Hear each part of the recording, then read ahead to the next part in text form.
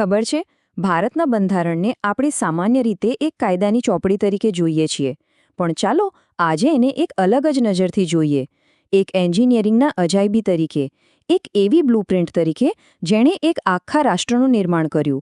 આ કોઈ સામાન્ય કાયદો નહોતો, આ તો એક જીવંત રાષ્ટ્રનો પાયો હતો. તો પછી સૌથી મોટો અને સૌથી અઘરો સવાલ તો એ હતો કે હજારો વર્ષ જૂની સભ્યતા માટે એકદમ આધુનિક રાજ્યની રચના કેવી રીતે કરવી. આ એ પડકાર હતો જેનો સામનો ભારતના સ્થાપક કરી રહ્યા હતા, અને એનો જવાબ કોઈ તૈયાર પુસ્તકમાં નહોતો. 1947 પછી ભારત એક બહુ જ અજીબ પરિસ્થિતિમાં હતું. વિચારો, એક તરફ 5000 વર્ષ જૂનો સમાજ, એની પરંપરાઓ, એના ઊંડા મૂળ, અને બીજી તરફ એક આધુનિક લોકશાહી દેશ બનાવવાની જરૂરિયાત. આ ખાલી સરકાર બદલવાની વાત નહોતી, આ તો કાયદાના હથોડાથી એક નવા રાષ્ટ્રના આત્માને ઘડવાની વાત હતી. આ પડકારને બરાબર સમજીએ. જો એક બાજુ શું હતું, 5000 વર્ષથી પણ જૂની પરંપરાઓ અને એકદમ જડ થઈ ગયેલું સામાજિક માળખું, અને બીજી બાજુ શું જોઈતું હતું, એક લોકતાંત્રિક સાર્વભૌમ દેશ. આ બે છેડાને જોડવા કેવી રીતે? એ જ તો અસલી સવાલ હતો. તો આ કોયડો ઉકેલવા માટે બંધારણ સભાએ 3 પાયાના સવાલોના જવાબ આપવા પડ્યા.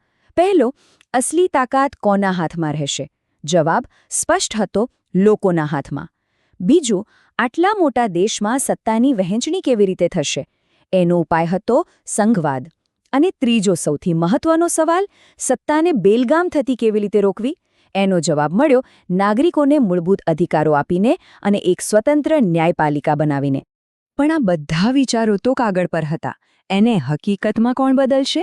અહીંયા એન્ટ્રી થાય છે 3 એવા બૌદ્ધિક દિગ્ગજોની, જેઓ આ આખી બ્લુપ્રિન્ટ પાછળના માસ્ટરમાઇન્ડ હતા. એમના વિચારો ભલે અલગ હતા, પણ એમણે એક ટીમ બનીને કામ કર્યું. આ ત્રિપુટીએ ખરેખર ભારતના બંધારણનું ડીએનએ બનાવ્યું. Doctor B.R. આંબેડકરે સામાજિક ન્યાયનો મજબૂત પાયો નાખ્યો. પંડિત જવાહરલાલ નહેરુએ એમાં ઉદારવાદ અને આંતરરાષ્ટ્રીય દ્રષ્ટિનો રંગ પૂર્યો, અને સરદાર વલ્લભભાઈ પટેલે વ્યવહારિકતા અને રાષ્ટ્રીય એકતાની ખાતરી કરી. આ ત્રણેયનું સંતુલન જ આપણા બંધારણની સૌથી મોટી તાકાત છે. ડૉક્ટર આંબેડકરની વાત કરીએ તો એ માત્ર ડ્રાફ્ટિંગ કમિટીના ચેરમેન નહોતા, એ તો બંધારણનો અવાજ હતા. એમનું માનવું એકદમ સાફ હતું કે જ્યાં સુધી સમાજમાં સમાનતા ન આવે ત્યાં સુધી રાજકીય આઝાદીનો કોઈ અર્થ નથી. સામાજિક લોકશાહી વગર રાજકીય લોકશાહી સાવ પોકળ છે. બીજી બાજુ જવાહરલાલ નહેરુએ બંધારણમાં ભવિષ્યનો વિચાર ઉમેર્યો. એમની નજર ખાલી ભારતના ભવિષ્ય પર નહોતી, પણ દુનિયામાં ભારતના સ્થાન પર પણ હતી. ઉદાર લોકતાંત્રિક મૂલ્યો એ એમની જ દેન હતી. અને પછી આવે છે સરદાર પટેલ, જેમણે આ બધા આદર્શોને જમીન પર ઉતાર્યા. એમણે ખાતરી કરી કે નવો બનેલો દેશ સ્થિર રહે, એક રહે અને એના પર શાસન કરવું શક્ય બને. મજબૂત કેન્દ્ર અને વહીવટી સ્થિરતાનો વિચાર એમના વાસ્તવવાદનું જ પરિણામ હતું. પણ એક વાત યાદ રાખવી બહુ જરૂરી છે.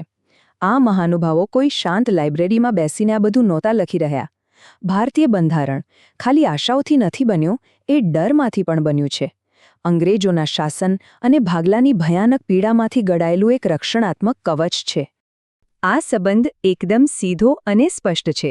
ભાગલા વખતે થયેલી હિંસાથી દેશમાં અરાજકતા ફેલાવાનો ડર હતો, એટલે જ બંધારણમાં એક મજબૂત કેન્દ્ર સરકાર અને કટોકટીની જોગવાઈઓ રાખવામાં આવી. અંગ્રેજોના અત્યાચારોનો ડર હતો, એટલે જ નાગરિકોને મૂળભૂત અધિકારોની ગેરંટી મળી, અને સદીઓ જૂની જાતિ વ્યવસ્થાના અન્યાયનો ડર હતો, એટલે જ સામાજિક ન્યાય અને અનામતના સિદ્ધાંતો અપનાવવામાં આવ્યા. હવે એક સૌથી રસપ્રદ વાત પર આવીએ. બંધારણના ઘડવૈયાઓએ દુનિયાભરના સારા વિચારો લીધા, પણ આંધળી નકલ નહોતી કરી, અને આ જ એમની અસલી પ્રતિભા હતી, જેને કહેવાય છે અનુકૂલનશીલ બંધારણવાદ. મતલબ કે બીજા પાસેથી શીખો, પણ એને પોતાની જરૂરિયાત મુજબ બદલો. તો આ અનુકૂલનશીલ બંધારણવાદ એટલે શું? સાવ સાદી ભાષામાં કહીએ તો બીજા દેશોના બંધારણમાંથી જે સારી વાતો છે, જે ત્યાં સફળ થઈ છે, એને ઉધાર લો, પણ પછી એને ભારતના ઇતિહાસ, સમાજ અને રાજનીતિને બંધબેસતી આવે એ રીતે પૂરેપૂરી બદલી નાખો. આ જ સ્માર્ટ એપ્રોચ ભારતે અપનાવ્યો. ચાલો કેટલાક ઉદાહરણો જોઈએ. જેમ કે સંસદીય સિસ્ટમ, એ આપણે બ્રિટન પાસેથી લીધી. કેમ? કારણ કે અંગ્રેજોના રાજમાં આપણને એનો થોડો ઘણો અનુભવ હતો. મૂળભૂત અધિકારોનો વિચાર અમેરિકાથી આવ્યો, જેથી ભવિષ્યમાં કોઈ સરકાર સરમુખત્યાર ન બની જાય. અને માર્ગદર્શક સિદ્ધાંતો આયર્લેન્ડ પાસેથી લેવાયા, જેથી સરકારને સામાજિક અને આર્થિક કલ્યાણ માટે એક દિશા મળે. દરેક પસંદગી પાછળ એક નક્કર કારણ હતું. અને આ અનુકૂલનનું સૌથી બેસ્ટ ઉદાહરણ છે આપણું સંઘીય માળખું. જો અમેરિકાનું મોડલ કેવું છે, ત્યાં અલગ અલગ રાજ્યો ભેગા મળીને એક દેશ બન્યા, એટલે ત્યાં રાજ્યો વધુ શક્તિશાળી છે. પણ ભારતનું મોડલ દેશને એકજૂટ રાખવા માટે બનાવ્યું છે, એટલે અહીં કેન્દ્રને વધુ મજબૂત બનાવવામાં આવ્યું. આ નકલ નથી, આ તો ભારતની જરૂરિયાત મુજબનું નવું સર્જન છે. તો સવાલ એ છે કે આટલું મજબૂત કેન્દ્ર કેમ? શું રાજ્યોને ઓછી સત્તા આપવી જરૂરી હતી? આ આપણા બંધારણની સૌથી વધુ ચર્ચાયેલી ડિઝાઇન છે. અને એ કોઈ મજબૂરી કે સમાધાન નહોતું, પણ એક બહુ જ સમજી વિચારીને લેવાયેલો નિર્ણય હતો. આનો જવાબ એક જ શબ્દમાં છે: ડર. ભાગલાનો ડર. દેશના ટુકડા થવાની જે પીડા હતી એ એટલી તાજી હતી કે દેશ ફરીથી ન તૂટે એ માટે એક મજબૂત કેન્દ્ર સરકાર અનિવાર્ય હતી. દેશનું અસ્તિત્વ ટકાવી રાખવા માટે આ એક વ્યવહારિક પગલું હતું. ચાલો હવે આખી વાતને એક અલગ જ લેવલ પર લઈ જઈએ. આ ખાલી એક રાજકીય દસ્તાવેજ નથી. શું આપણે ભારતના બંધારણને એક આધુનિક ધર્મશાસ્ત્ર તરીકે જોઈ શકીએ? જે રીતે ભગવદ્ ગીતા શક્તિ અને કર્તવ્ય એટલે કે ધર્મ વચ્ચેનું સંતુલન શીખવે છે, બસ એ જ રીતે આપણું બંધારણ પણ સરકારની શક્તિને બંધારણીય સિદ્ધાંતોના ધર્મ સાથે બાંધે છે. એ રાજ્યને યાદ અપાવે છે કે તમારી પાસે સત્તા તો છે, પણ એની સાથે જવાબદારી પણ છે. તો આ અર્થમાં આપણું બંધારણ એ જ આધુનિક ભારતનું ધર્મશાસ્ત્ર છે. એ એક એવો ગ્રંથ છે જે સરકાર અને નાગરિકો બંનેને પોતાના રાષ્ટ્રીય કર્તવ્યનું ભાન કરાવે છે. એ શીખવે છે કે સત્તાનો ઉપયોગ જવાબદારીપૂર્વક કેવી રીતે કરવો. તો છેલ્લે આ એક સવાલ આપણી સામે છે: ભારતીય બંધારણ શું છે?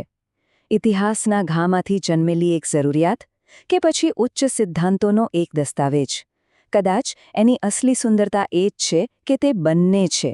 એ ઇતિહાસના પડકારોનો જવાબ ઉચ્ચ સિદ્ધાંતોથી આપતો એક જીવંત દસ્તાવેજ છે.